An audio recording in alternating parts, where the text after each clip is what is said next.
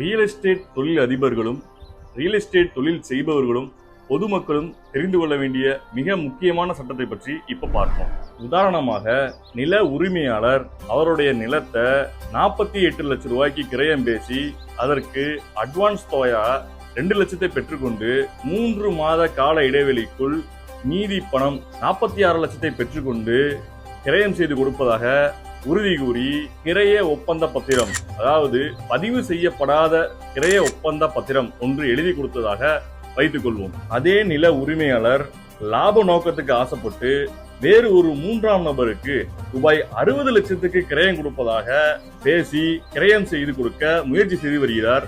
மேலும் சில நேரங்களில் ஒப்பந்தத்தை மீறி கிரயம் செய்து கொடுத்து விடுகிறார். அதே போல அட்வான்ஸ் கொடுத்த நபரும் மீதி கிரைய தொகை கொடுக்காமல் வீணே காலதாமதம் செய்து நில உரிமையாளரை அலக்கழித்து வருகிறார். இந்த 2 பிரச்சனையும் ரியல் எஸ்டேட் தொழில் செய்யும் நபர்கள் நிறைய பாதிக்கப்பட்டிருப்பீங்க.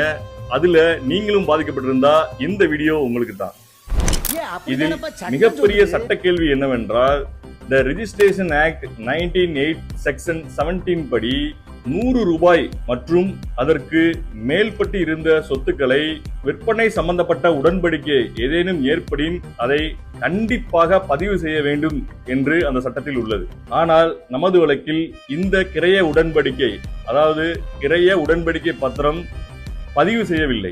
இப்போ இந்த பிரச்சனைய நம்ம எப்படி எளிதில் கையாள்வது, அதற்கு என்ன சட்டம் பயன்படுகிறது என்பதை இப்போ நல்லா தெளிவா பார்ப்போம். அந்த சட்டம் என்னவென்றால், த ஸ்பெசிபிக் ரிலீஃப் ஆக்ட் 1963 செக்ஷன் 10 படி ஒப்பந்தம் சம்பந்தமாக ஏற்றதை ஆற்றுக இரு நபரில் யாரேனும் ஒப்பந்தத்தை மீறி இருந்தால் அவர்கள் உங்கள் அதிகார வரம்பிற்கு உட்பட்ட நீதிமன்றத்தில் த ஸ்பெசிபிக் பெர்ஃபார்மன்ஸ் சூட், அதாவது ஏற்றதை ஆற்றுக வழக்கு தாக்கல் செய்யலாம்.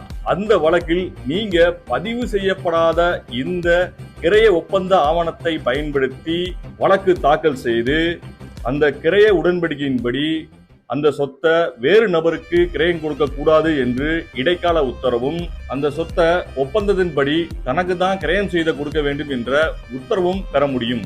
மேலும் பதிவு செய்யப்படாத கிரைய ஒப்பந்தத்தை வைத்து ஸ்பெசிபிக் பெர்ஃபார்மன்ஸ் சூட் தாக்கல் செய்யலாம் என்பதை மாண்புமிகு இந்திய உச்ச நீதிமன்றம் இந்த வழக்குல மிக தெளிவா கூறியிருக்கு. இந்த வழக்கை நீங்க பயன்படுத்திக் கொள்ளுங்கள்.